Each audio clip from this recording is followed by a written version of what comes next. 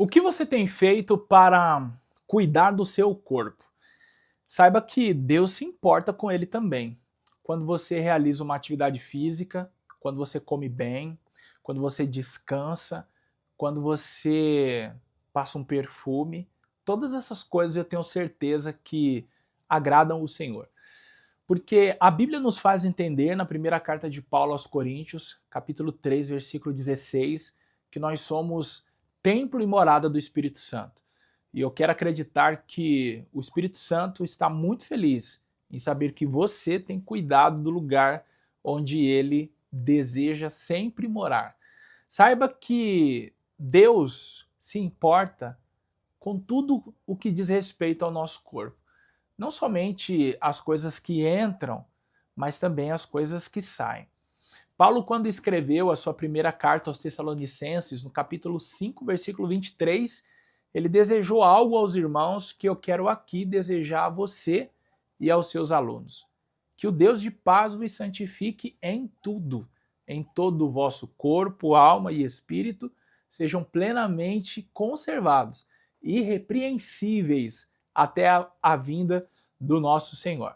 Eu sou o pastor Lucas Gomes e é exatamente sobre isso que nós vamos falar. O tema da lição hoje é uma visão bíblica sobre o corpo. Eu sou professor de hermenêutica e homilética, tenho livros escritos na área e estou aqui para contar para você uma novidade.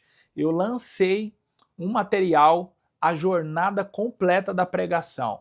Lá eu compartilhei mais de 20 lições a serem desempenhadas em 40 dias, com o propósito de ajudar você a entregar o seu primeiro sermão.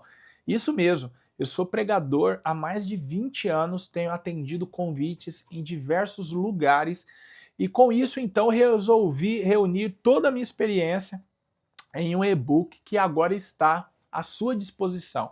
Eu gostaria muito que você o conhecesse clicando no link que está abaixo. Você será direcionado para uma página onde você terá as informações de todo este material. Mas resumidamente, são 20 lições ou mais de 20 lições que orientarão você a preparar o seu primeiro sermão. Eu garanto que em 40 dias você terá condições de pregar pela primeira vez ou aperfeiçoar as suas mensagens. Eu quero aqui agradecer as pessoas que têm acompanhado essas aulas. Eu tenho ficado muito feliz com o feedback que tenho recebido e também as métricas que tenho observado aqui no YouTube. Eu descobri que 90% do público que assiste às aulas dos juvenis são mulheres. Então, se você é mulher e está me assistindo de algum lugar, coloque aqui abaixo nos comentários o seu nome e de onde você fala, para que eu possa também te conhecer, já que você me conhece tanto. E você, varão, que é homem, que dá aula para os juvenis e também está passando por aqui, deixa aí para eu saber se de fato essas informações que eu recebi do YouTube são verdadeiras. Vamos ver quem comenta mais aqui, homens ou mulheres.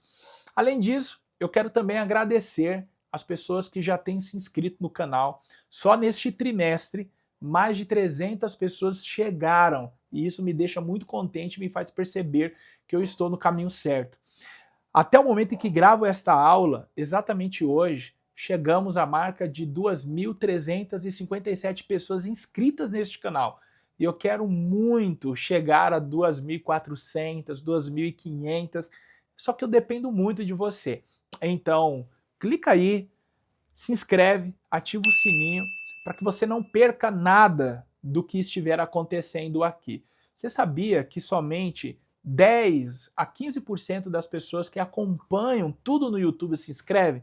Então, não perde não, porque muita coisa está acontecendo e eu quero que você seja notificado. Eu quero lembrar também que você concorre até o final deste trimestre a Torá comentada. Você poderá receber na sua casa sem pagar nada por este livro, somente os custos com o correio. E como você fará para participar? Você irá tirar um print desta aula, postar no seu Instagram, isso mesmo, marcar o meu @, Pastor Lucas Gomes Oficial, e aí eu serei notificado, irei compartilhar, e a partir desse momento você estará concorrendo à Torá comentada, ela poderá chegar na sua casa. Quero muito que você ganhe, quero muito que você tire uma foto recebendo na sua casa, tá bom? Então tira o print aí, compartilha nas suas redes sociais e não esquece de me marcar. Também abaixo está o link do grupo Sala dos Professores EBD.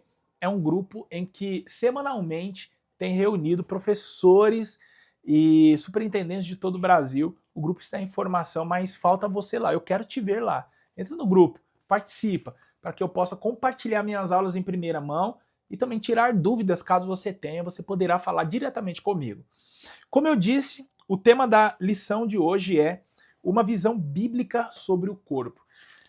No próximo domingo nós iremos convidar os nossos juvenis, sejam eles jovens ou adolescentes, eu não sei para quem você leciona, a compreenderem melhor a perspectiva de Deus sobre o nosso corpo. É interessante que muitas pessoas, eu não sei se ainda hoje dizem esse discurso, mas ele aparece aqui na lição, dizendo que Deus quer somente o coração.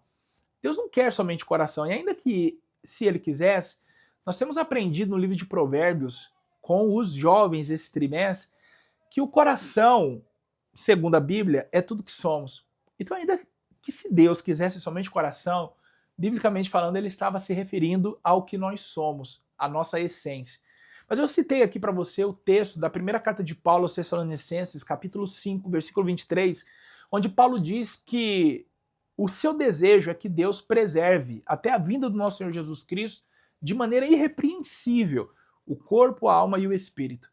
Veja que Paulo poderia aqui ter citado somente o coração ou somente a parte espiritual, negando as outras, mas não. Ele enxergou o homem na sua plenitude, corpo, alma e espírito. Por que isso? Porque o pecado, quando afetou o homem, o afetou não somente na parte espiritual, mas o afetou também na esfera física e também emocional. Então, a restauração de Cristo, ela deve acontecer em todas as áreas: corpo, alma e espírito. Nesse momento, nós falaremos somente do corpo. E a primeira coisa que nós temos que saber é que Deus nos criou a sua imagem e a sua semelhança. Isso não quer dizer que Deus tenha olhos, que Deus tenha boca, que Deus tenha mãos, que Deus tenha pés. Mas, pastor Lucas, eu já li na Bíblia dizendo que Deus tem olhos. Sim, é verdade. Eu cito até para você o texto, Provérbios 15, versículo 3, nos diz que os olhos do Senhor estão sobre toda a terra, contemplando os bons e os maus. Mas, pastor Lucas, eu já li dizendo que Deus tem boca, que Deus tem mãos, que Deus tem pés. Tudo isso é verdade. Peraí, mas não é contraditório dizer que Deus não tem, depois dizer que é verdade só porque está na Bíblia? Não, não é contraditório. Você precisa entender que na teologia descobrimos uma palavra que dá nome a todas essas questões. É antropomorfismo. Antropos, de homem, no grego, e morfe, de forma. Todas as vezes que nós dizemos os olhos, a boca, as mãos, os pés de Deus, nós estamos atribuindo formas humanas ao Deus que é espírito. Jesus, em João capítulo 4, nos disse assim: Deus é espírito, e importa que os que o adorem em espírito e em verdade. Se Deus é espírito, ele não tem forma, mas humanamente atribuímos essas formas a Deus para que, enquanto homens, possamos entender quem é Deus. Diante disso, quando a Bíblia nos diz que somos a imagem e a semelhança, não quer dizer que Deus é preto, branco, amarelo, nada disso. Mas quer dizer que nós fomos feitos iguais a Deus no que tange ao caráter, no que tange a alguns atributos como a sabedoria, o conhecimento, a eternidade. Por mais que sejamos mortais no corpo, na alma nós somos imortais, porque a Bíblia nos diz que após a morte segue-se o juízo de Deus. E o que seguirá o juízo? E será condenado para toda a eternidade? Ou agraciado com Deus para toda a eternidade? A alma. Então, dessa maneira, nós somos semelhantes a Deus. Nós somos seres inteligentes, racionais.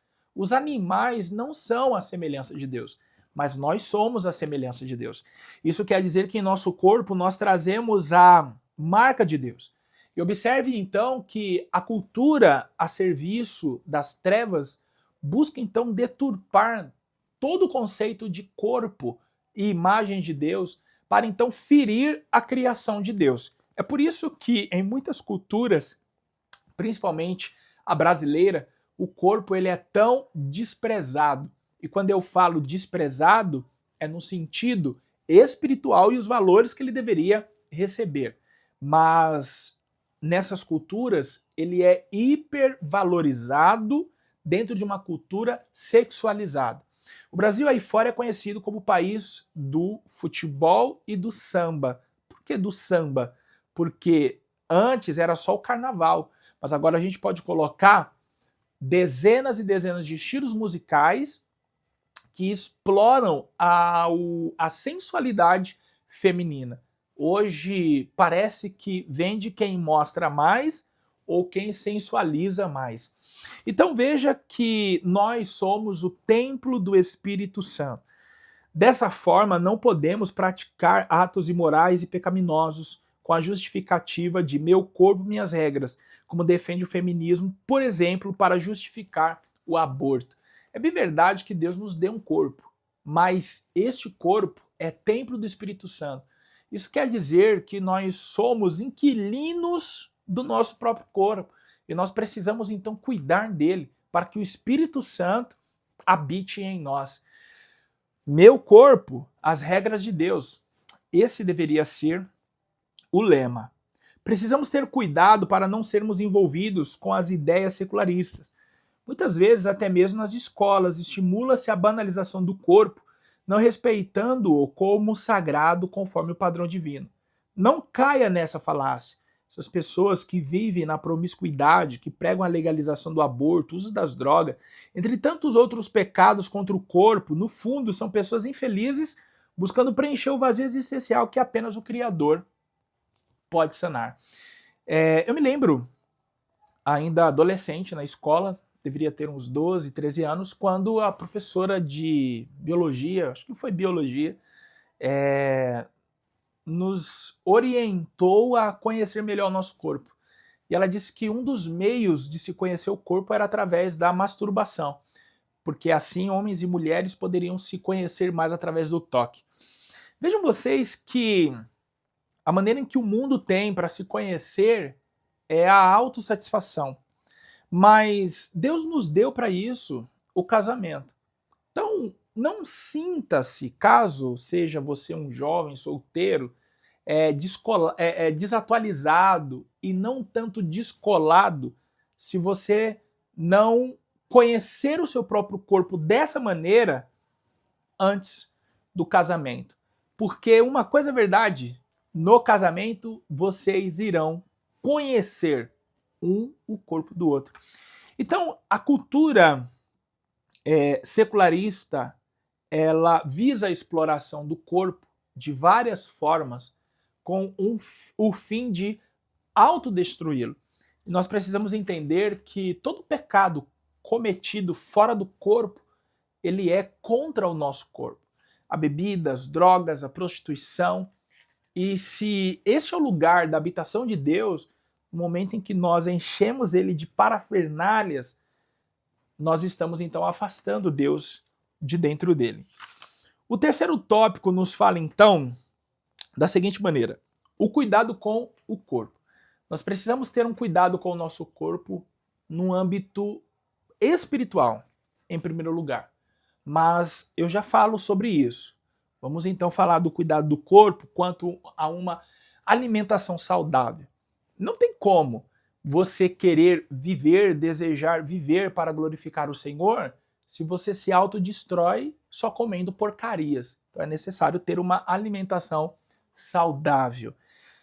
Você pratica atividades físicas? Assim você também contribui para a manutenção do templo do Espírito. Você tem um cuidado com a sua mente? Veja a quantidade de pessoas enfermas, doentes, e não no físico, mas na alma. Então, eu deixo aqui a você a recomendação, se não servir para você, mas para alguém que você conhece, o acompanhamento de um terapeuta, de uma terapeuta, alguém que tenha condições de te orientar também. Porque assim como nós buscamos o médico quando o físico está doente, nós precisamos buscar o psicólogo quando a nossa alma, a nossa mente está também doente ou para não adoecer. Você tem uma boa higiene pessoal? Isso quer dizer que quando você pinta o cabelo, toma um banho, joga um perfume, você também está cuidando do templo do Espírito Santo. Olha que coisa linda. Você tem um descanso adequado? Você dorme bem? O salmista disse assim: eu deitei e dormi porque o Senhor me sustentou. Meu desejo é que Deus te sustente no seu sono. E saiba que, de acordo com a primeira carta de Paulo aos Coríntios, no capítulo 6, versículo 20, zelar e manter o corpo saudável é uma forma de glorificar a Deus.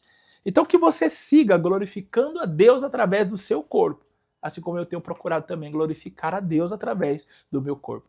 Eu já te convido para a próxima aula, que tem por título Consumismo versus Minimalismo. Vamos entender isso?